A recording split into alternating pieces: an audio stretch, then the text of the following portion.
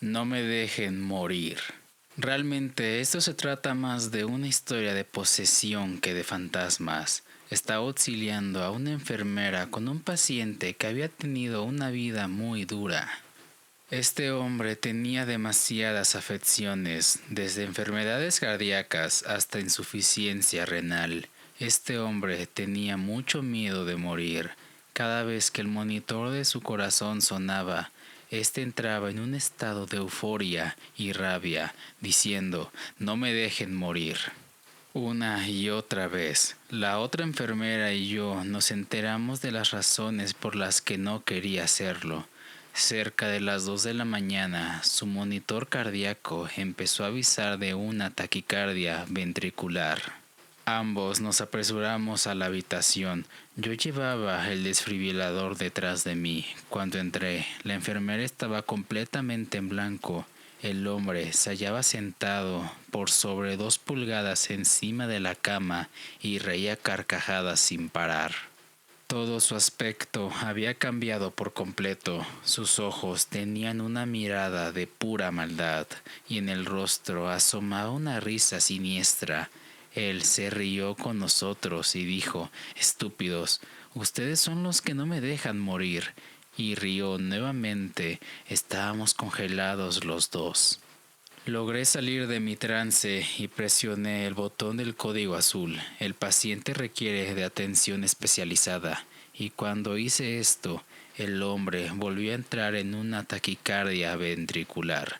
Empezamos el proceso de resucitación, pero luego de 20 minutos ya se había ido. 5 minutos después de haberlo declarado como muerto, con el equipo de especialistas aún en la habitación, este hombre se sentó arriba de la cama y dijo: "Tú me dejaste morir. Qué pena". Y luego comenzó a reír nuevamente. El hombre se desploma de nuevo en la cama y enseguida escuchamos un terrible grito de agonía. Realmente todos los pacientes de esa noche en la unidad comentaron sobre ese grito. Y luego se pudo escuchar un susurro de "no me dejen morir" por toda la unidad. Cada una de las enfermeras de esa noche estaba pálida y asustada. Nadie quería moverse de su lugar sin ninguna compañía. Por la mañana los susurros se habían ido. Las practicantes del turno nocturno realizaron un servicio de oración en la sala de descanso antes de irnos todos a nuestra casa. Y luego todos tuvimos pesadillas durante semanas. Y así damos inicio a Rincón Paranormal. Bienvenidos. Santa Compañía. Álvaro llevaba años sin poner los pies en el pueblecito de Galicia donde él creció, pero la grave enfermedad que sufría su padre le obligó a desplazarse a la zona rural donde se crió para darle sus últimos años. Por desgracia, su padre tenía las horas contadas. Angustiado por el ambiente familiar que había en su antigua casa, decidió a salir a pasear para despejarse un poco. No le importó que ya fueran las 2 de la mañana, tenía que separarse de sus hermanos, unos insensibles que se repartían la herencia como hienas, despedazando la caroña. Aún con su padre vivo, distraído y con la mente en otro lado, vagaba por los abandonados caminos que llevaban a la ermita del pueblo, una pequeña iglesia que cerró varios años atrás por un grave deterioro que había sufrido su tejado por una lluvia de granizo. Ese lugar antes era la última escala en la procesión del pueblo, que finalizaba llevando la imagen de un Cristo desde la iglesia que había cerca de la plaza hasta allí, pero cada vez que eran menos los habitantes de la Monarca, y el pueblo parecía una fantasmagórica visión de lo que Álvaro recordaba de su niñez. Por lo tanto, la ermita nunca fue restaurada. Cuando se encontraba a escasos metros del tramo final, escuchó una especie de cánticos. Su curiosidad lo llevó a acercarse aún más, pero algo en su interior le decía que debía esconderse. Un frío indescriptible parecía meterse en los huesos y comenzó a sentir un fuerte olor a cera quemada. Instintivamente decidió ocultarse tras unos arbustos para contemplar aterrado lo que parecía una romería fantasma, procedida por un hombre que con la cara demacrada portaba una cruz en la mano. Los demás integrantes eran aún mucho más aterradores, pues claramente podía verse que ya estaban muertos. Sus rostros eran poco más que unas calaveras moviendo sus escalofriantes mandíbulas mientras entonaban un rosario. Todos los muertos portaban una vela en su mano y su lento paso parecía dirigirles directamente a la casa del padre de Álvaro. Él, tan asustado como intrigado, decidió seguir a distancia a la cadavérica procesión, que cada vez que se acercaba más a la que fue su casa, el lugar donde su padre sufría la agonía de una lenta enfermedad, hasta que sorprendentemente su padre apareció caminando y sin mediar ninguna palabra. Uno de los esqueletos envuelto en una túnica se le acercó y le ofreció una de las velas. Su padre, hipnotizado, alargó la mano y la recogió, y tal y como había parecido, se esfumó en ese instante. El resto de integrantes de esa santa compañía también parecieron evaporarse en una extraña niebla. Todos menos el portador de la cruz, el primer integrante de la procesión de muertos, que quedó tendido en el suelo durante unos segundos. Pasado ese tiempo se levantó y con la cara totalmente descompuesta por el cansancio, y como si su vida fuera gradualmente absorbida por la compañía de los muertos, comenzó a caminar como un sonámbulo en dirección al pueblo. Álvaro estaba tan petrificado por el miedo que no podía moverse. Solo el grito desgarrador de una de sus hermanas le despertó del shock en el que se encontraba. Casi sin darse cuenta, había caminado siguiendo a la Santa Compañía hasta escasos metros de su antigua casa, y el grito confirmó sus más temidas sospechas. La procesión de muertos había venido a reclamar el alma de su padre.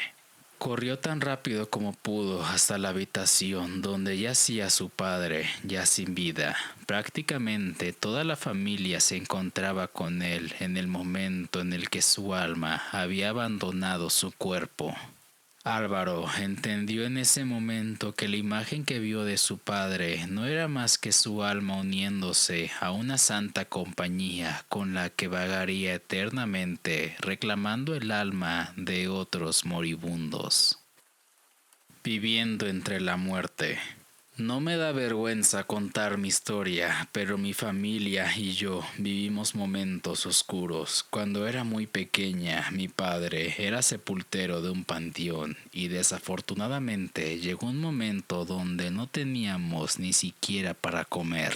Andábamos arrimados de casa en casa hasta que llegó un punto donde nos llevó a vivir a un mausoleo abandonado en ese mismo panteón.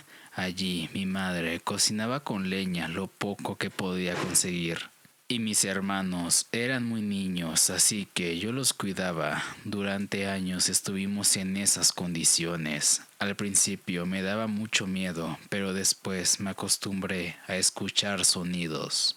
Recuerdo como casi siempre veíamos entre las sombras un niño brincar entre las tumbas, o se escuchaba cómo lloraba una mujer. A veces, siluetas como manchas de veladoras prenderse y apagarse. Pero con el tiempo se nos hizo normal, a tal punto de ya no darle importancia. Mi padre, para protegernos en cuanto comenzaba a oscurecer, no nos dejaba salir de ahí. Siempre nos decía que si nos llamaba a alguien de noche, nunca fuéramos a abrir la reja y saliéramos. Afortunadamente, él atrancaba muy bien la entrada.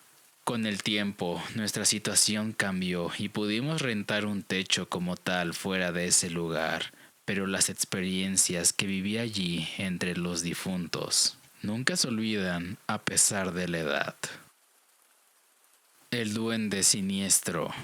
Yo viví 6 años en Mexicali. A mi pareja y a mí nos prestaron una casa para que la cuidáramos. La señora de la casa había fallecido y los hijos no podían hacerse cargo de la casa porque vivían en los Estados Unidos.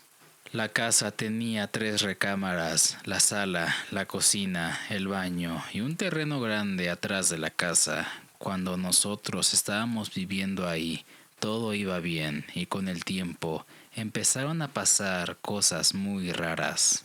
A nosotros nos prestaron un cuarto y la cocina y lo que es ahora el baño. Un día vino su hija de la señora que había fallecido y abrió la sala.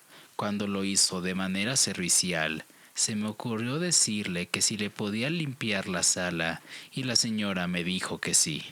Ella se fue y yo me quedé en la sala con mis 2 niños. Entré a la sala y miré la foto de la difunta. Yo soy de creencias, así que le dije: Doñita, le voy a limpiar su casa, por favor, no me vaya a asustar. Cuando estaba limpiando los pisos, oí ruidos extraños. No hice caso porque de por sí ahí eso pasaba siempre y no me quería sugestionar más de lo debido. Terminé de limpiar y salí de lavar la ropa. Mi niño, el más chico, tenía 2 años. Lo dejaba en la cama y se venía conmigo. Se notaba demasiado que tenía miedo. Fueron 2 veces cuando le llevé a la cama para que me dejara trabajar en paz.